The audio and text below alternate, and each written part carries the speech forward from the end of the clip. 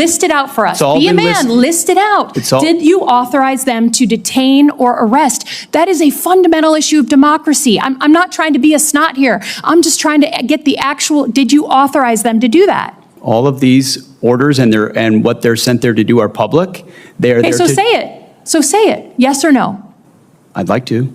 Please. Yes or no? As I've said time and time again through interruption, they're there to protect law enforcement, Do they have ICE the ability officers to arrest? who are trying to do their job, Okay. deporting illegals who were allowed in by the previous So administration. they cannot arrest and detain citizens of the United States, the uniformed military. As we've Is that right? stated, if necessary, in their own self-defense, they could temporarily Okay. detain and Have hand you- over to ICE. But have there's you no given- arresting going have on. you- And you know this better Have than you you're trying to authorized play the political US games. military There's to no use arresting cyber of U.S. tools personnel. of the- Have you given the order? Have you given the order that they can use lethal force against I want the answer to be no. Please tell me it's no. Have you given the order? Senator, I'd be careful what you read in books and believing it, except for the Bible. Oh my God. Hello, Patriots.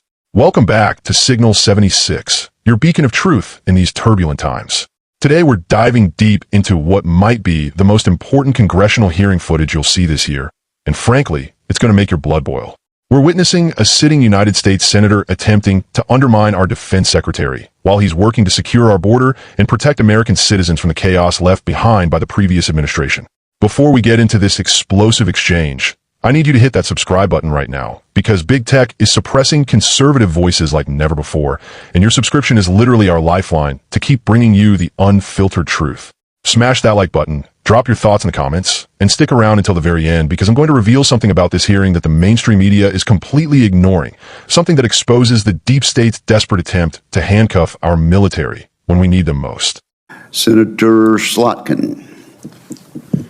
Thank you, Chairman. Mr. Secretary, I said in your hearing, when you had your confirmation hearing, that my biggest concern with you at the helm was the potential use of the military in ways that contradict the Constitution or that taint what I hope we all want, which is an apolitical military.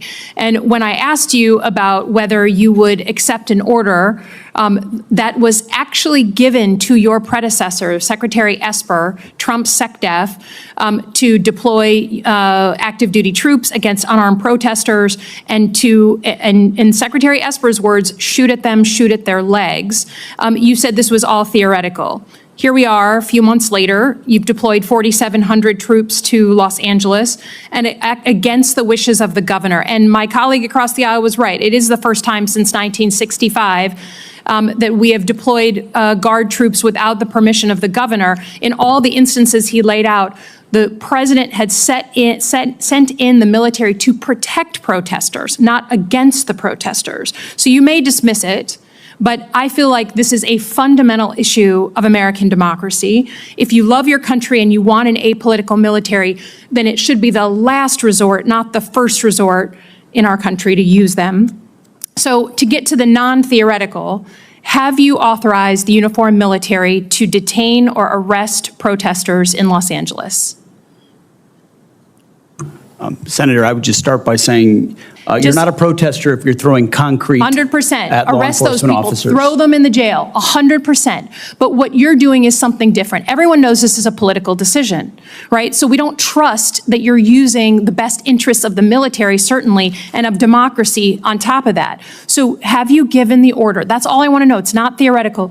For the U.S. military, not law enforcement. They can arrest all day long. That's their job. Do they have the ability, the uniformed military, to arrest and detain protesters currently today?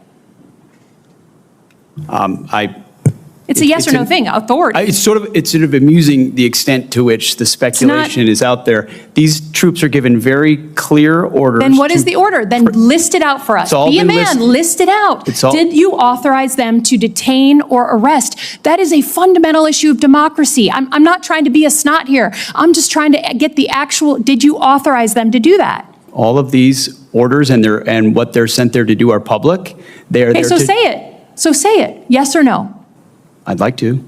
Please, yes or no? As I've said time and time again through interruption, they're there to protect law enforcement, Do they have ICE the ability officers to arrest- who are trying to do their job, Okay. deporting illegals who were allowed in by the previous So administration. they cannot arrest and detain citizens of the United States, the uniformed military. As is we've that right? stated, if necessary, in their own self-defense, they could temporarily Okay. detain and Have hand you- over to ICE. But have there's you no given- arresting going have on. you- And you know this better than Have you you're trying to authorized play the political U.S. games. military There's to no use arresting cyber of U.S. tools personnel. of the U.S. military against members of the protest? Have you authorized U.S. military cyber tools to investigate people participating in these protests? Yes or no? Certainly in no way that I'd be aware of. Okay, that's good. I love that answer. That's great. Have you given the order to be able to shoot at unarmed protesters in any way? I'm just asking the question. Don't laugh. Like the whole country. And by the way, my colleagues What is across that the based aisle. on? What evidence would you It have is that an based order on like that Donald has ever been Trump given? giving that order to your predecessor, to a Republican Secretary of Defense, who I give a lot of credit to because he didn't accept the order. He had more guts and balls than you because he said, I'm not going to send in the uniformed military to do something that I know in my gut isn't right. He was asked to shoot at their legs. He wrote that in his book. That's not hearsay. So you're poo-pooing of this. It just shows you don't understand who we are as a country, who we are. And all of my colleagues across the aisle, especially the ones that served, should want an apolitical military and not want citizens to be scared of their own military. I love the military. I served alongside my whole life, so I'm worried about you tainting it. Have you given the order? Have you given the order that they can use lethal force against honor? I want the answer to be no. Please tell me it's no. Have you given the order? Senator, I'd be careful what you read in books and believing it, except for the Bible. Oh my God. So your former predecessor, I guess that's not enough for you. Okay, on Iran.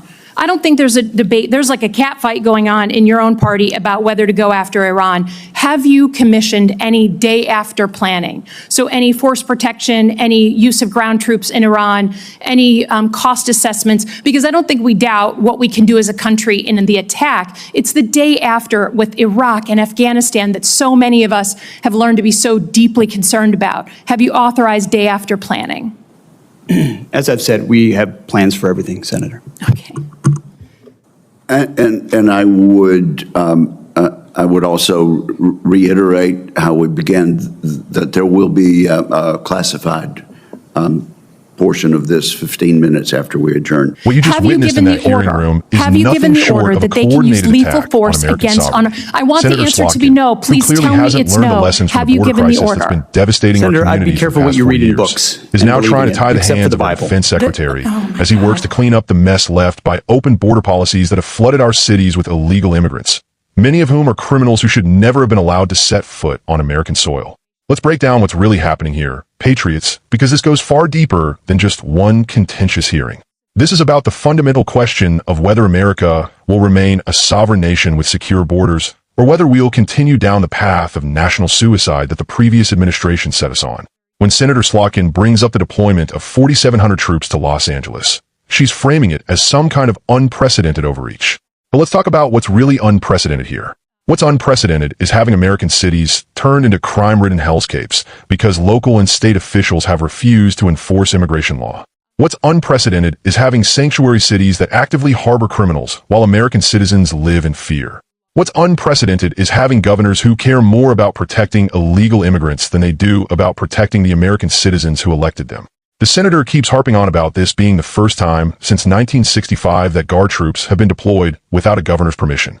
Well, you know what else we haven't seen since 1965? We haven't seen this level of deliberate sabotage of American immigration policy. We haven't seen this level of coordination between federal agencies, state governments, and non-governmental organizations to facilitate the largest invasion in human history. When state officials abdicate their responsibility to protect American citizens, the federal government has not just the right, but the obligation to step in. Now, let's address the elephant in the room that Senator Slotkin keeps dancing around. She keeps bringing up this alleged order to former Defense Secretary Esper about shooting protesters. This is classic leftist playbook material, folks. They take unverified claims from tell-all books written by disgruntled former officials looking to cash in on anti-Trump sentiment, and they present them as established fact. Notice how our current defense secretary pushes back on this, telling the senator to be careful what she reads in books except for the Bible. That's the kind of principled leadership we need. But here's what's really telling about this exchange. When pressed on the actual authorities and rules of engagement for these deployed troops, the Defense Secretary is crystal clear. These forces are not there to arrest American citizens. They're not there to suppress legitimate protest. They're there to support law enforcement in removing dangerous criminals who have no right to be in our country in the first place. The only people who should be concerned about this deployment are those who want to continue harboring criminals and those who profit from the chaos of open borders. The senator's line of questioning reveals the fundamental disconnect between the America First movement and the establishment politicians who've grown comfortable with managed decline. She talks about wanting an apolitical military, but what she really wants is a neutered military that can effectively respond when American sovereignty is under attack. She wants rules of engagement so restrictive that our own forces can't protect themselves, let alone the American people they're sworn to defend. When she asks about cyber operations against protesters, you can hear the desperation in her voice. She's fishing for anything that might support her narrative that this administration is somehow targeting American citizens. But our defense secretary shuts that down immediately. There are no cyber operations targeting American protesters because, contrary to what the mainstream media wants you to believe, this isn't about suppressing dissent. This is about enforcing the law. The most revealing moment in this entire exchange comes when Senator Slotkin tries to bait the defense secretary into making some kind of statement about lethal force against unarmed protesters. This is pure theater, patriots.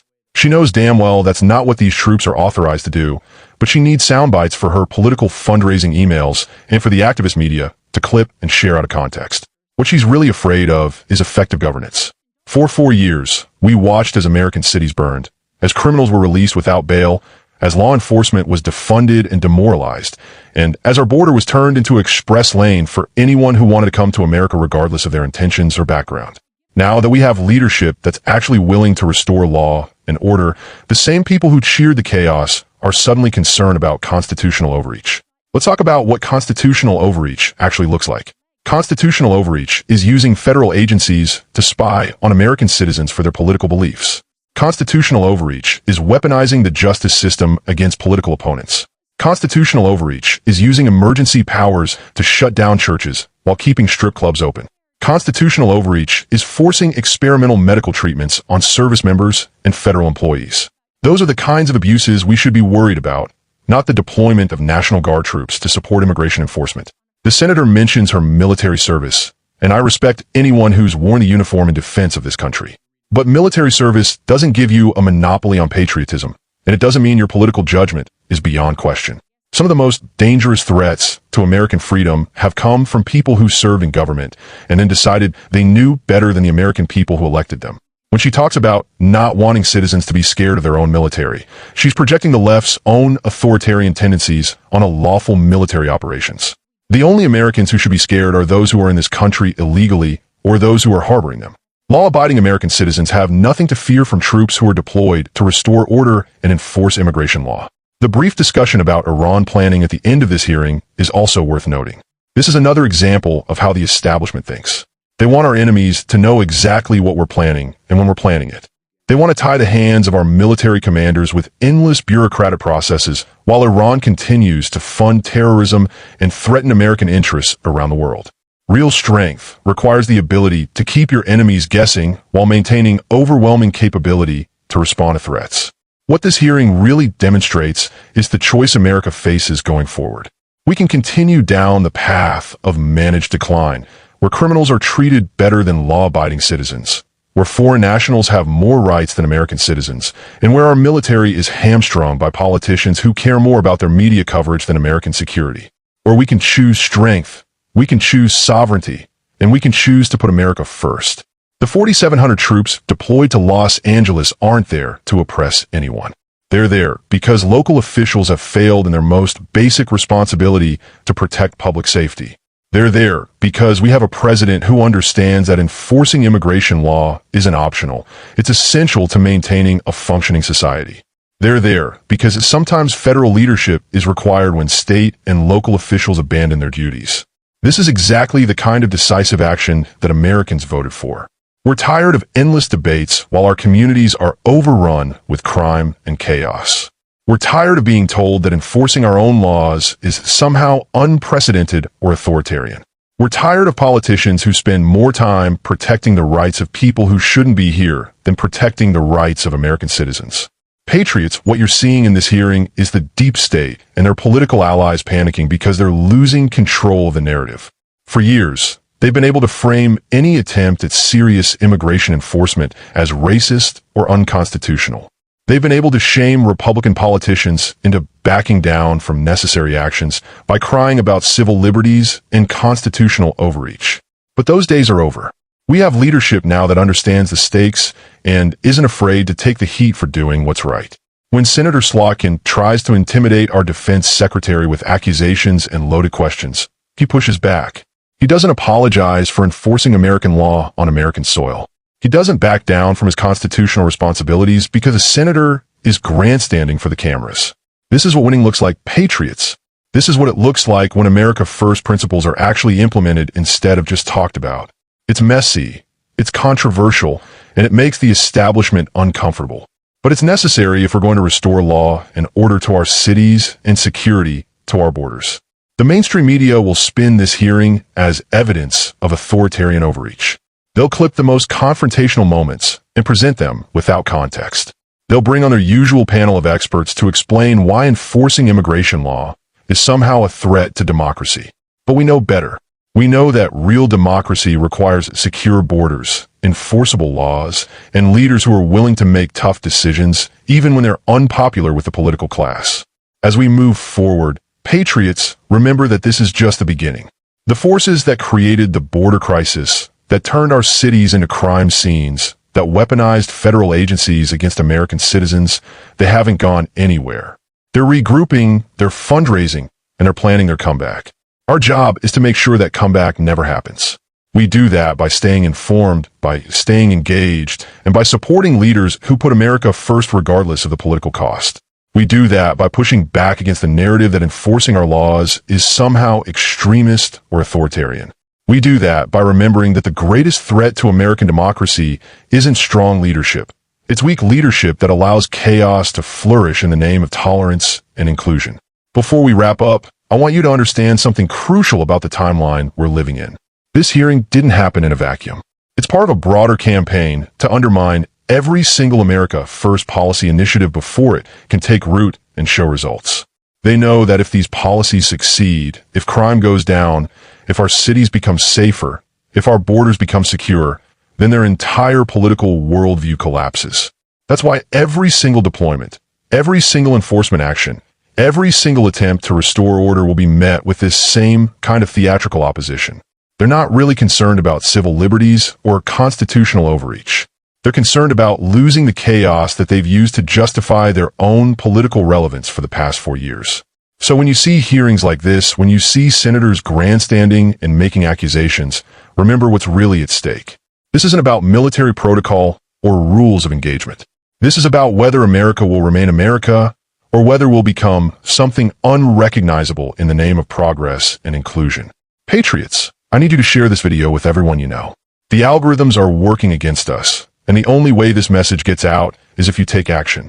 Hit that notification bell so you never miss our content, and remember that your engagement is what keeps independent conservative media alive in an environment where big tech wants to silence us. The battle for America's future is being fought right now, in hearing rooms like this one, in city streets across our nation, and in the hearts and minds of American patriots who refuse to give up on the country we love. Stay strong, stay informed, and keep fighting for the America our founders envisioned and our veterans defended. This is Signal 76, and we'll see you in the next one. God bless America, and God bless each and every one of you patriots out there holding the line.